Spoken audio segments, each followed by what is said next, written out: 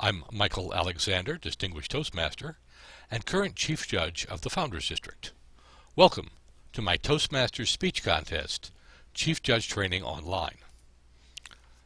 If you need a copy of these slides, you can get them at alexandertalks.com/toast.html.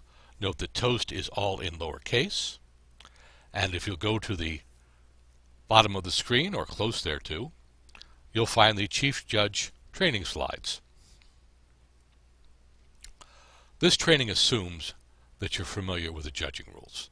You really can't be a good Chief Judge unless you know how to be a judge. So if you have not already taken the judges training, please do so before continuing. There's a link here to the online version.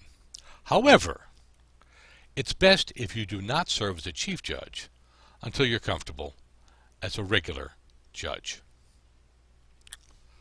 The speech contests are governed by the rules that are laid out in the speech contest rule book. These are the only rules. So if someone tells you something and you cannot find it in the rule book, it's not a rule. I know people have made up rules or learned from someone who made up rules. I go to the rule book itself every time. There's a link here at the bottom of your page. Personally, I always keep an electronic copy on my phone so that I can look up electronically and quickly any rules if they should come up in the middle of a speech contest. Although at this point, I pretty much think I know them all. Think being the operative word.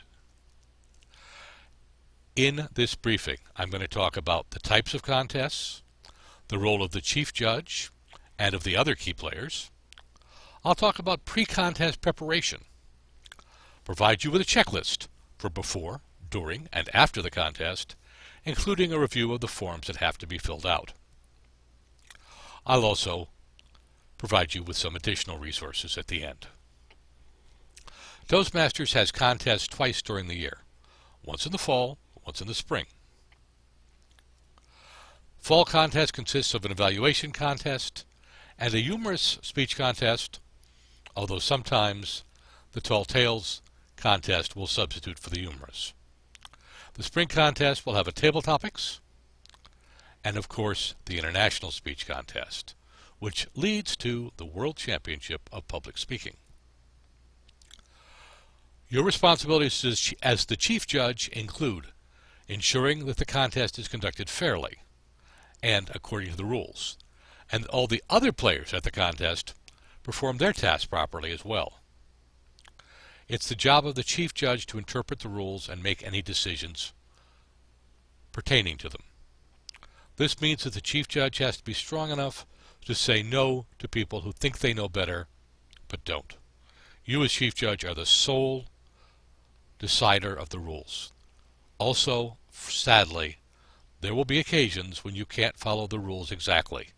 You as Chief Judge have to figure out what to do to make sure the contest is fair and everyone's having fun. Try to avoid that whenever possible, but if it comes up, understand why the rules are what they are and figure out what the best thing to do is. You must provide or have provided all of the paperwork necessary to run the contest. Ultimately, selecting a winner is the key job of the contest, everyone in it, including you. But there's one other important rule which never gets shown on a slide. Make sure people have fun. Who are the players for the contest other than the Chief Judge?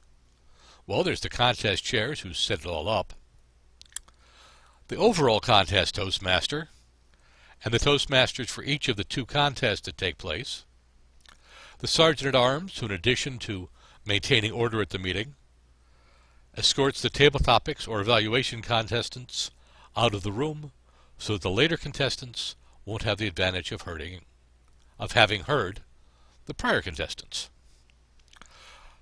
Two timers usually, a chief timer and an assistant timer. Why chief and assistant? I don't know. That's just the words we use. Tellers.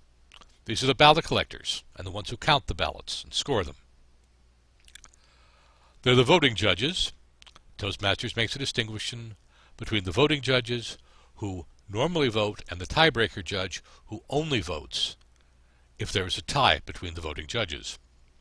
However, even though the tiebreaker judge isn't always called upon to act, I find I need one in about one contest out of 3.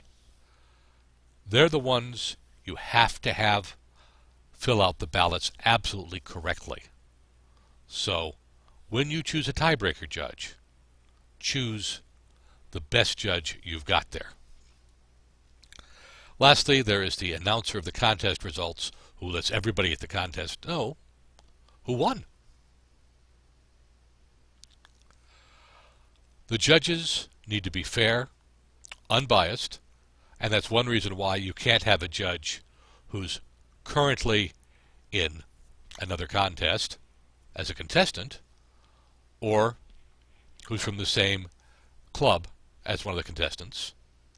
The judges have to provide an objective rating for each speaker based on the criteria on the contest ballot. Their job is to pick a winner. They should be trained either at a LACE training or other in-person training, makeup training, online, I gave you the link above, or ultimately, the chief judge is responsible for briefing the judges before the contest starts.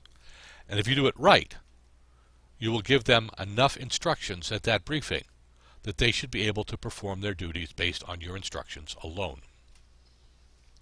So don't stint. There's a minimum number of voting judges. As you know, the contestants go from the club to an area contest, and the winners at the area contest to the division, and then to the district, the regionals, and the world championship. At an area contest, you need 5 judges, or an equal number from each club in the area. The division, 7, or an equal number from each area in the division. The district, 7, or an equal number. Regional, 9. And for the world championship, you need 1 judge from each region. In addition, each contest will need to have a tiebreaker judge, not counted in the numbers above. I've talked a little bit about the tiebreaker judge already. Others. The timers must accurately record the speaking times for each contestant. In other words, they must check to make sure the contestant is in time or is outside of time. The timers also ensure the 1-minute quiet intervals for the judges between contestants to mark their ballots. Note that the chief and assistant timers should compare their times after each contestant to make sure that they agree that a contestant was or was not in time. After the next contestant starts, it's too late to resolve those issues, so resolve it before the next contestant starts. The ballot counters, who will collect the envelopes with ballots from the judges. The chief judge, of course, collects the ballot from the tie-breaking judge so that they don't get mixed. The ballot counters also record the votes and determine who the contest winners are. Before the contest even begins, you need to make sure that you get the paperwork, the contest judging ballots for the voting judges and for the tiebreaker judge, timing and tally sheets, eligibility forms for each contestant, and a contestant profile. I strongly recommend send these out in advance so the contestants can fill them out completely and legibly. I send them out electronically. That way they can type the answers, and that's a lot easier to read. Contest rule books. Personally, since the chief judge is the only one who's responsible for interpreting the rules, I like to have the only copy of the rule book. But a lot of people believe that every judge should have a copy of the rule book, along with the contest chairs. Figure out what works for you. There's also a form for the notification of contest winners, so that the winners from each contest can go on to the next level, and the contest chairs of the next level know who it is that they're getting. When you are first asked to be a chief judge, get the time, date, and location of the contest. Make sure you can make it. Include travel time if you've got more than one contest in the same day. Find out who's responsible for getting the judges. Again, perceived wisdom is that the chief judge should get their own judges. Frankly, as chief judge, I'm asked to judge too many contests for that. And I can't keep track of who it is I've asked. So I like to have the contest chairs be responsible for getting me the judges, including the tie-breaking judge. Lastly, you need to get the forms in advance of the contest. Sometimes you bring them, sometimes the contest chair brings them. Frankly, I always keep a spare set with me just in case the contest chair flakes out. You want to perform a arrangement for the packets for each of the performers before the contest, because at the contest there's a lot going on, the table is small, and it's easy to get messed up. In table topics, ask the table topics master to write 3 questions. You want to avoid having questions which require an esoteric knowledge or which are simply too controversial to be safe in a given area. You or the contest chair can choose the best question from the 3. Again, as I said before, you want to prepare folders for the voting judges, ballots, and envelopes. By the way, a lot of areas will combine, and when they do, you have several areas at the same time in the same contest. So make sure you mark at the bottom of each ballot. You as chief judge should do this because the judges will mess up. Mark at the bottom of each ballot, the section that comes to you, the area that's being judged. If you are of a mind, you may want to provide note paper for them to take notes, a copy of the rule book if you're going to give it to them, but always get them a copy of the program. That's got the proper spelling of most, if not all, of the names, and that can be very important for making sure that they fill out their forms correctly. Lastly, there's a certificate of eligibility for the judge, which you need to see just to make sure everything's hunky-dory. For each contest, Toastmaster, you need a copy of the rule book. Make sure that they have gotten their eligibility forms and contestant profiles. These must come back to you before a contestant can appear on the stage.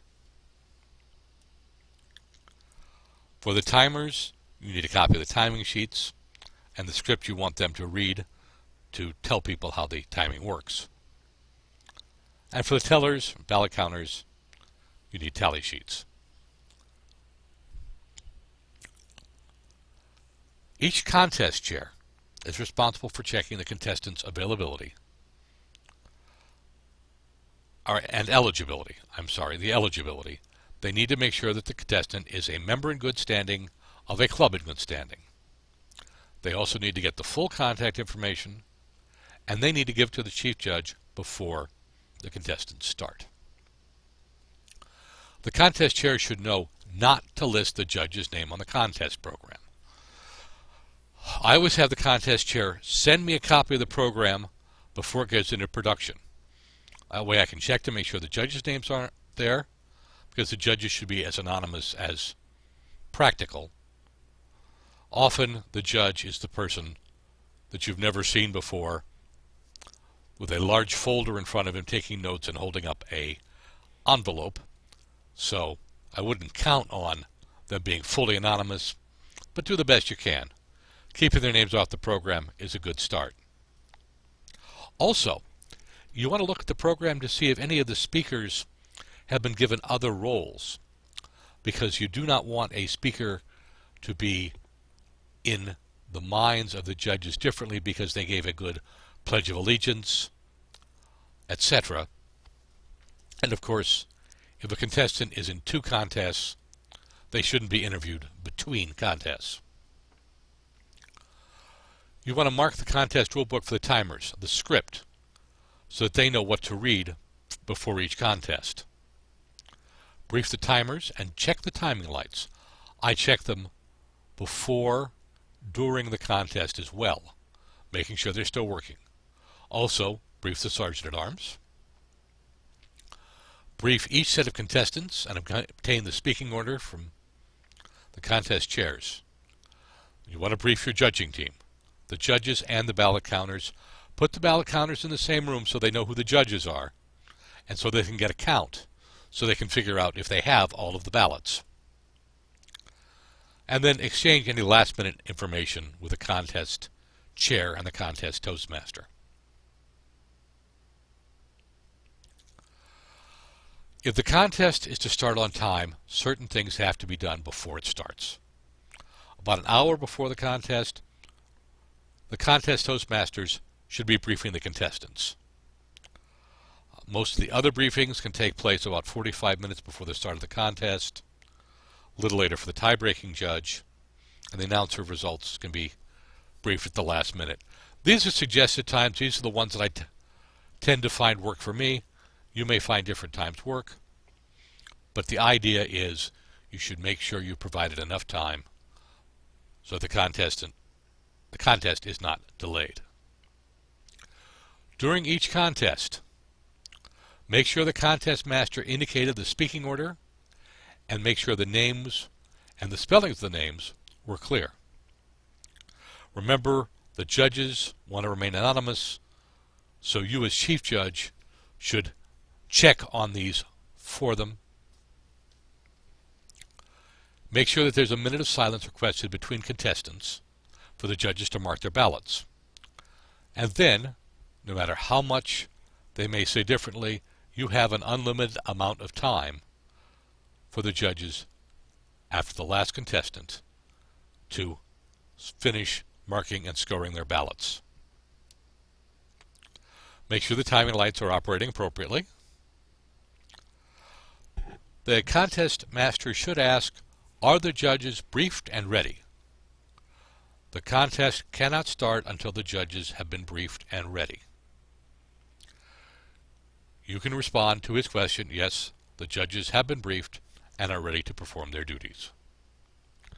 Remember, in all times, alertness and attention to details. Frankly, half the time I don't even hear the speeches. I'm looking at everything else. The speeches are secondary to a chief judge. And after each contest, collect the timing sheets from the timers. Collect the envelope from the tiebreaker judge. The tellers collect it from the judges. You don't want to mix up the tiebreaker's ballot from the regular judging ballots. Those will come separately. And then the tellers will retally the votes with the chief judge in a back room somewhere. Sometimes you're going to have a tie. Even though you have an odd number of judges, you can still have a tie. In this example, you'll see that Birdman and Superman both got 12 points, and no one else got as many. At that occasion, take out the tiebreaker judge's official ballot and look to see what he said. We have an example here. Let me highlight it. You notice that he gave Birdman second place. He gave Superman second place. Birdman fourth place. So, regardless of where he's put anybody else, he said Superman did better than Birdman. So, Superman gets first place, Birdman gets second place, and then it follows from there. In this case, Jerry Brown gets third. At the end of the contest, you need to make sure if there were any disqualifications for time or anything else. Time being the first. Eligibility. If you discover that someone wasn't eligible, you should have stopped them before they got up on the stage. But if not, it's got to be taken care of before you announce the results. There's also a disqualification for originality. 75% or more of each speech must be original, and the sections which are quoted should be adequately quoted and footnoted. If there's a challenge to originality, it can only be raised by another contestant or by a voting judge. The chief judge cannot raise the objection. And yes, it has happened to me once that I saw a speech which was not original, but I was chief judge, and I did not have the right to raise the objection. Once the challenge is issued, it doesn't end the matter. You take all of the judges and the challenge contestant back to the other room and look into it. In one famous case in the Founders District, a fellow gave a speech which everyone said, I know that. They brought him back. He looked at them and said, I'm here for an originality challenge, aren't I? And they said, yes. And he said, you read this in Reader's Digest, didn't you? And they said, yes. And he said, here's a copy of the Reader's Digest you read it in. Here's a copy of the article, and there is my byline. It was in fact an original speech with him. So, it's not the end of the matter. You want to provide, once you've established who the qualified winners are, a list for both contests to the predetermined announcer of results. Listen to make sure that the winners are announced correctly.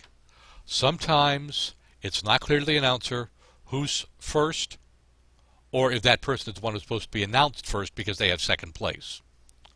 But remember, once the announcements are finished, the results stand. So you as chief judge must correct the announcer if they make a mistake quickly. At the end of the contest, you have to complete the notification of contest winner forms and give it to the area, division, district governor, whoever is at the next level, or their representative who's running that contest.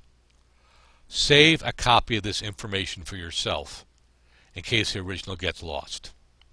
Happened to me more times than I can count.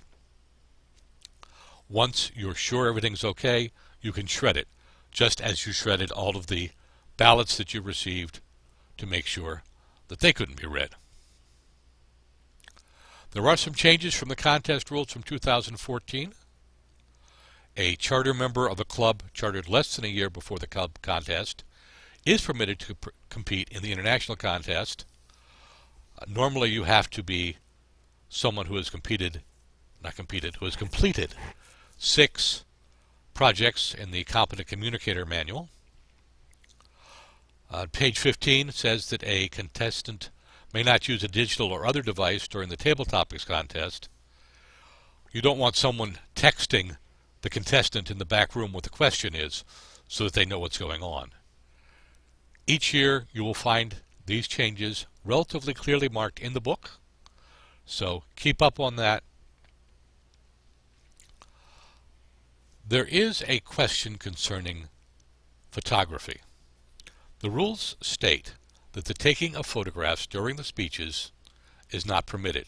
That's during the speeches. Before, after, etc. is fine. It doesn't say the taking of flash photography is forbidden. It says the taking of photographs is not permitted. However, Toastmaster's website, which is, as I've said, it's the rule book that rules, not the Toastmaster's website. But the Toastmaster's website seems to believe in an exception for video photography. They do say that the permission of the contest master is required. They do require written permission of each person who is photographed, video photographed. And then personally, I say if you're going to do that, the video camera should be in a fixed position. I will tell you that the international contests usually are videotaped. Often districts will videotape them. This is a contradiction, and I have asked that they clarify it in the future rule books, and they have agreed to think about it. Not to do it, but to think about it. There are helpful resources here on this page under Club Central Speech Contests. There's the Speech Contest Tutorials page, which is also very useful. Now that you've completed the training, members of the Founders and Century Districts are encouraged to go to www.alexandertalks.com/toast and download the Judges Training Registration Form and email it to the address at the bottom of the form so that we can have you on our list of trained judges. For further training, a copy of the slides to this training and links to other Toastmaster trainings and other resources can be found at alexandertalks.com/toast.html. Thank you for your time and attention. Go out there and do an absolutely wonderful job.